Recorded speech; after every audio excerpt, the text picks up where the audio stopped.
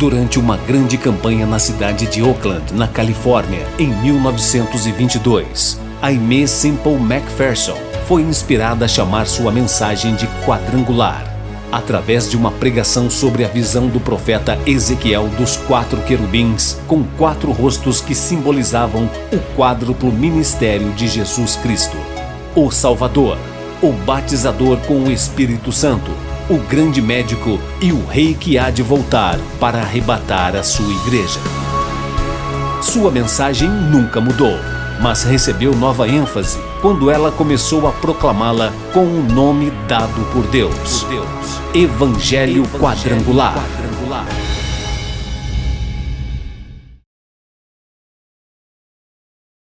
No livro do profeta Joel, capítulo 2, do versos 28 ao 32, o profeta escreve: há de ser que depois derramarei o meu espírito sobre toda a carne, e vossos filhos e vossas filhas profetizarão, os vossos velhos terão sonhos, os vossos jovens terão visões. E também sobre os servos e sobre as servas, naqueles dias, derramarei o meu espírito, e mostrarei prodígios no céu e na terra, sangue e fogo e colunas de fumaça. O sol se converterá em trevas e a lua em sangue, antes que venha o grande e terrível dia do Senhor. E há de ser que todo aquele que invocar o nome do Senhor será salvo.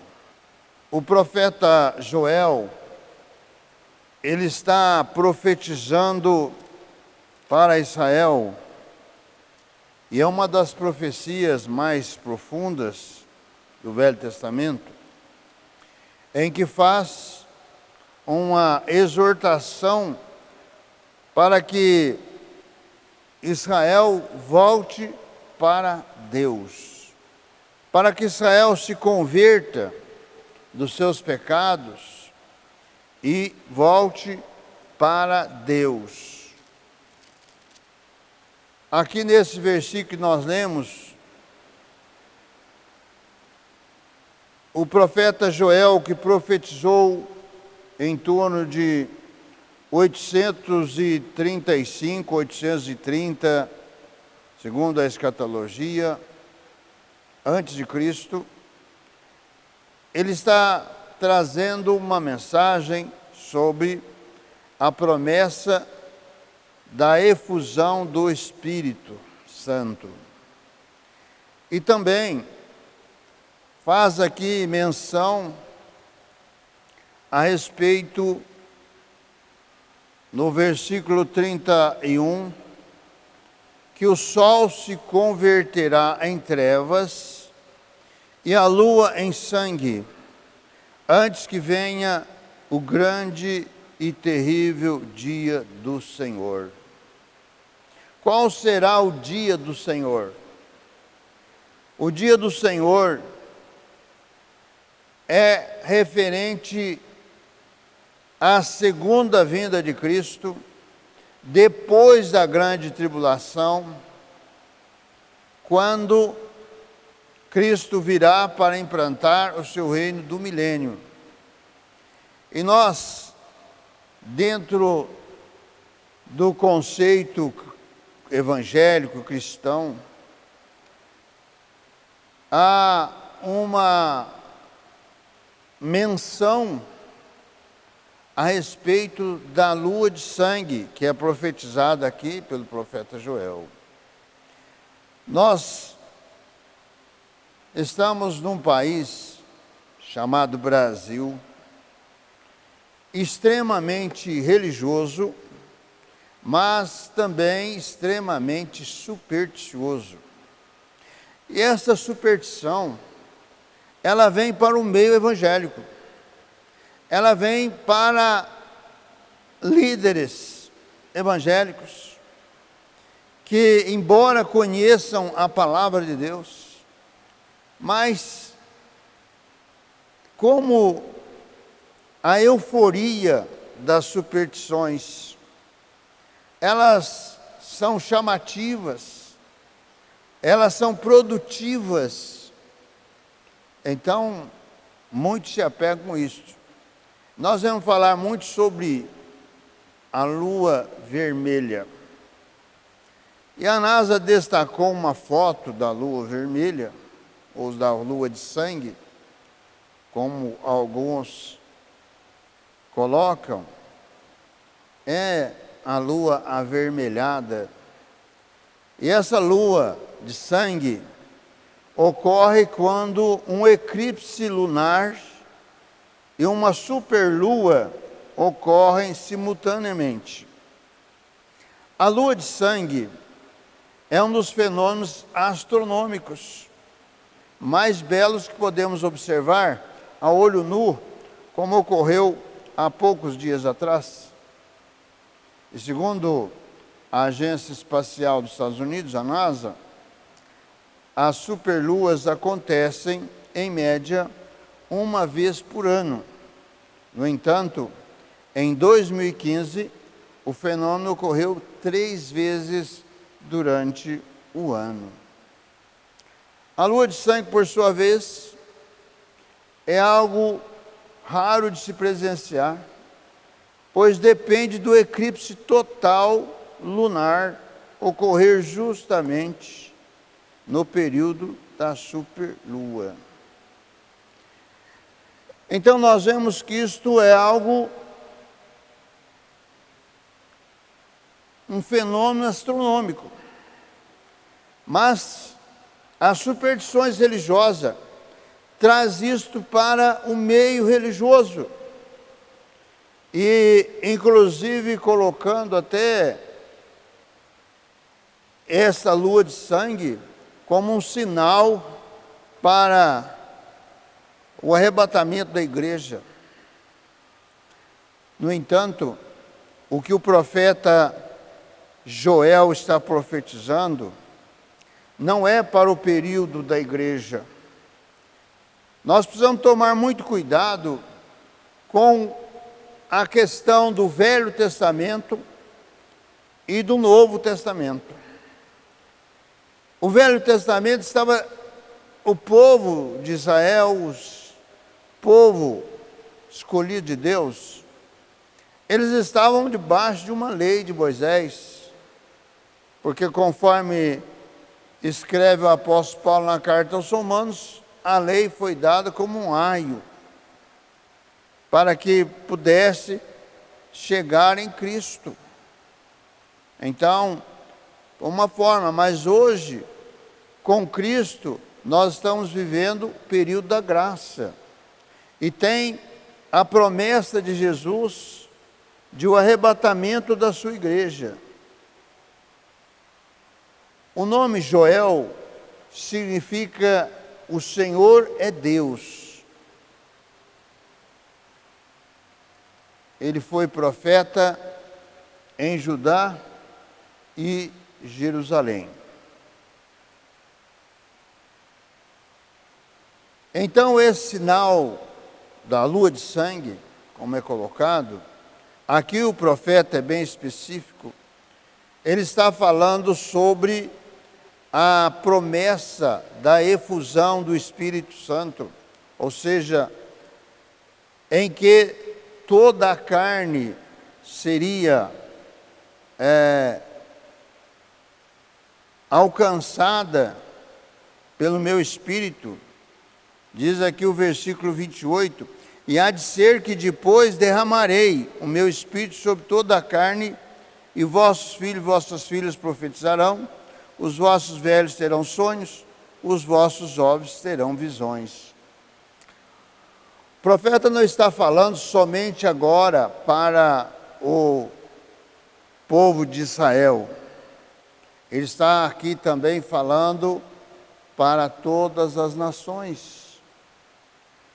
E nós vemos que em Atos dos Apóstolos, capítulo 2, quando o apóstolo Pedro, no dia de Pentecostes, que foi a vinda, a promessa de Jesus para que os discípulos ficassem em Jerusalém, até que do alto fossem revestidos de poder. Ou seja, os discípulos não poderiam iniciar nenhuma ação, nenhum trabalho, nenhuma obra, enquanto não fossem revestidos de poder.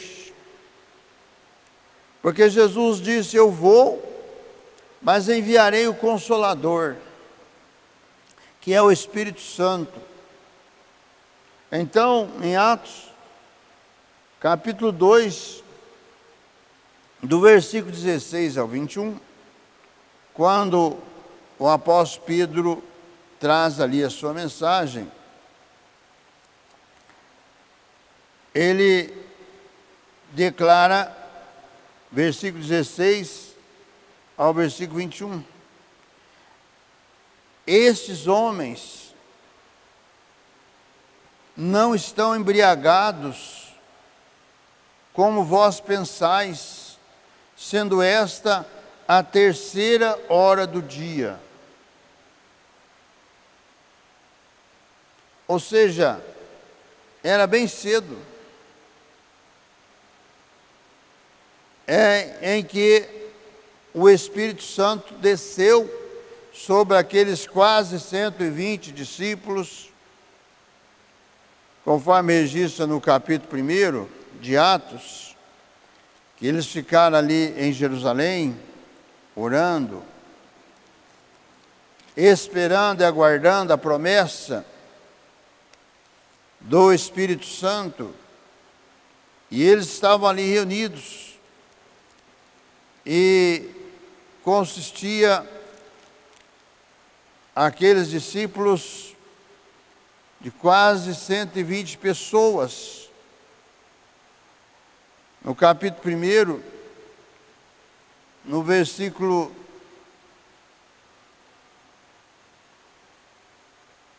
15, nos diz: e naqueles dias, levantando-se Pedro no meio dos discípulos, ora, a multidão junto era de quase 120 pessoas. Ou seja,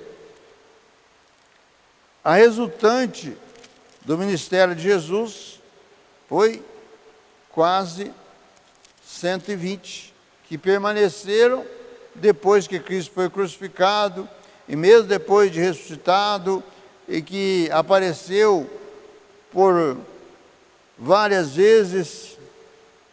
Alguma vez apareceu por mais de 500 irmãos, apareceram para os apóstolos, para os discípulos. Mesmo assim, a multidão se constituía de quase 120 pessoas. Nisso nós vemos que aqueles que realmente se apegam a Cristo, se apegam com as verdades do Evangelho, é uma minoria, não é a multidão. Veja que Jesus, certa vez, apareceu por quase 500 irmãos, de uma só vez.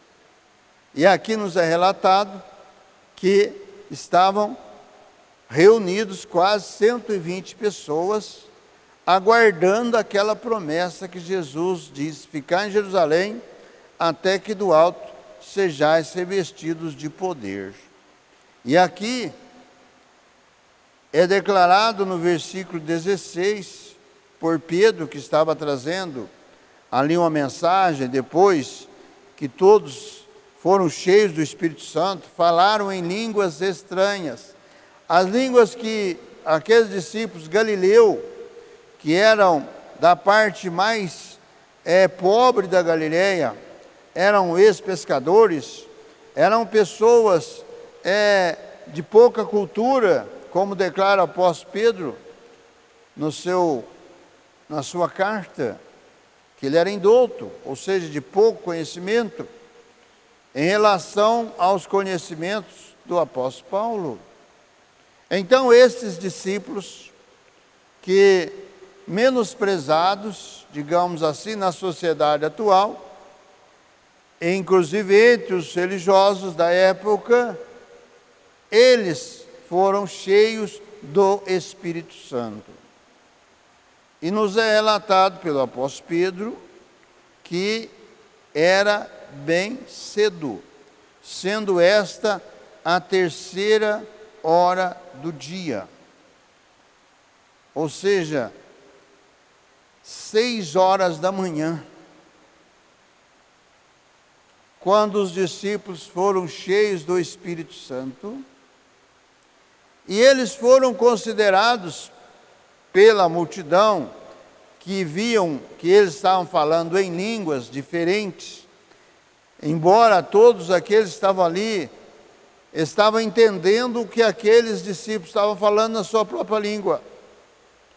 A língua estranha não é língua de anjos, não é línguas celestiais. É uma língua falada na terra. Só que quem está falando a língua estranha, ele não conhece aquela língua.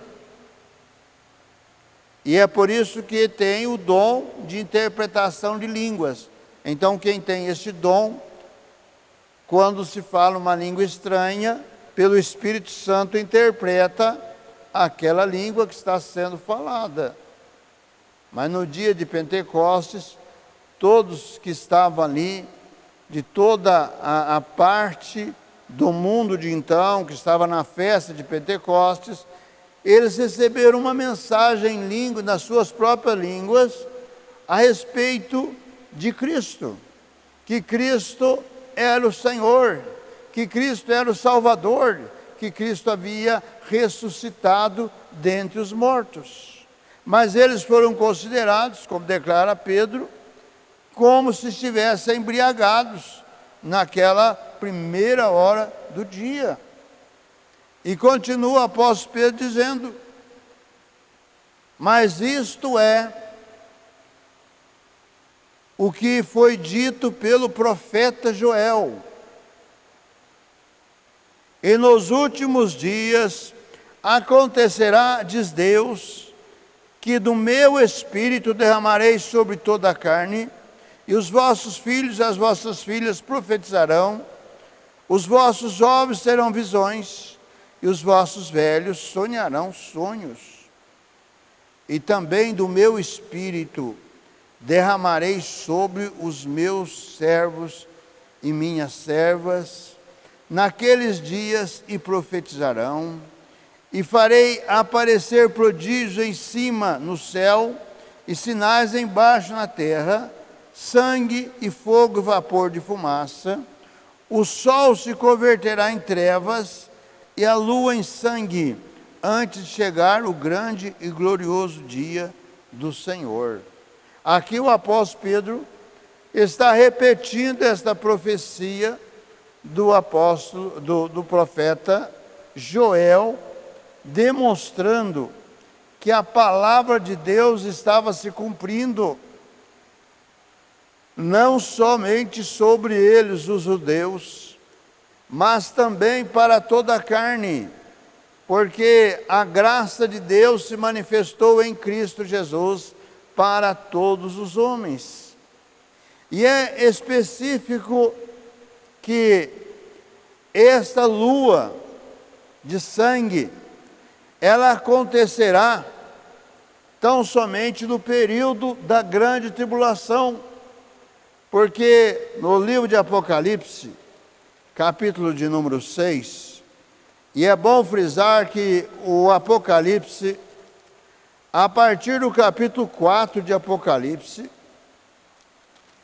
ele trata do já período da grande tribulação, em que a igreja será arrebatada.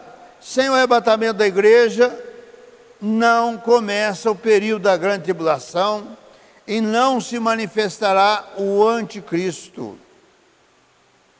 No capítulo 4, versículo 1 diz: depois dessas coisas, olhei, diz o apóstolo João, e eis que estava uma porta aberta no céu, e a primeira voz, que como de trombeta, ouvira falar comigo, disse: sobe aqui, e mostrar-te-ei as coisas que depois destas devem acontecer.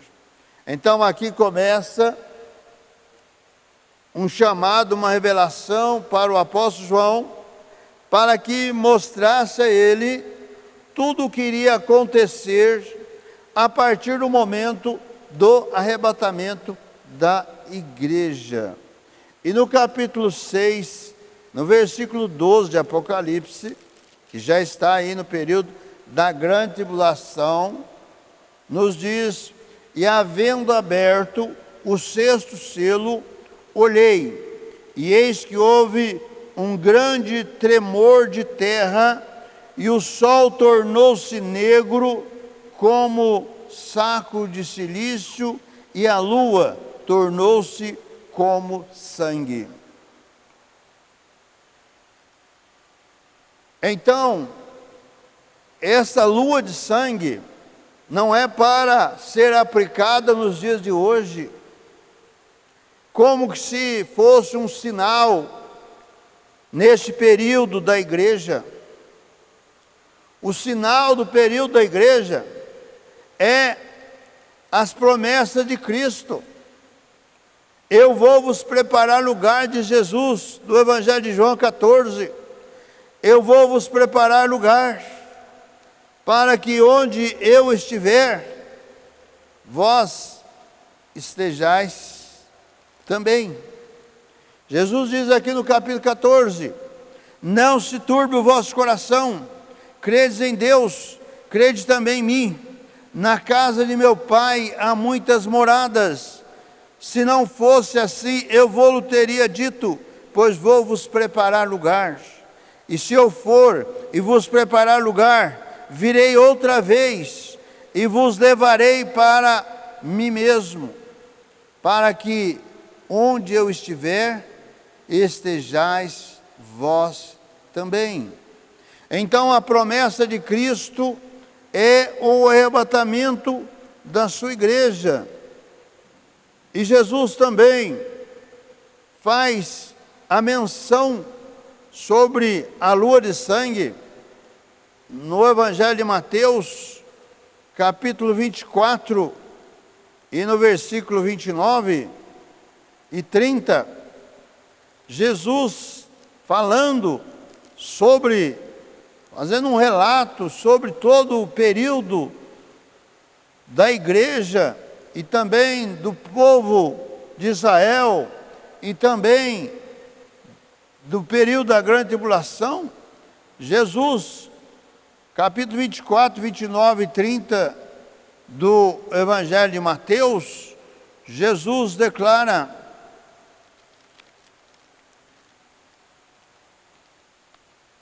e logo depois da aflição daqueles dias, o sol escurecerá, e a lua não dará sua luz, e as estrelas cairão do céu, as potências do céu serão abaladas.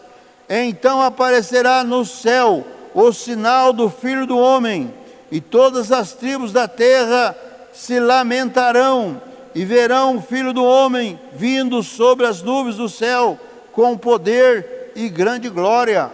Ou seja, o arrebatamento da igreja antecipa a grande tribulação. Aqui Jesus está falando da sua segunda vinda, quando todas as tribos da terra, ou seja, todas as nações, contemplarão Jesus voltando em glória nas nuvens do céu. E toda a terra, todas as tribos da terra se lamentarão, e verão o Filho do Homem vindo nas nuvens do céu, com poder e grande glória. Qual é a glória? É a igreja de Cristo que foi arrebatada. Então a lua vermelha, ou lua de sangue, não é para entrar na superstição evangélica, não é para esse período da graça de Deus, o período da igreja, mas é sim para o período da grande tribulação. Se você ouvir alguma palavra, alguma questões a respeito de lua vermelha, dizendo que vai acontecer agora, creia na palavra de Deus, creia nas palavras de Jesus, porque isso só ocorrerá na segunda vinda de Cristo. Período depois do período da grande tribulação. Feche seus olhos, forme comigo a cadeia da prece poderosa. Senhor Jesus, de todo poder, Senhor, de toda graça, no teu santo nome, a Cristo eu oro nesta hora, juntamente, Senhor, com essas vidas, Senhor, que me assiste nesta hora, crendo, Senhor, nessa tua palavra.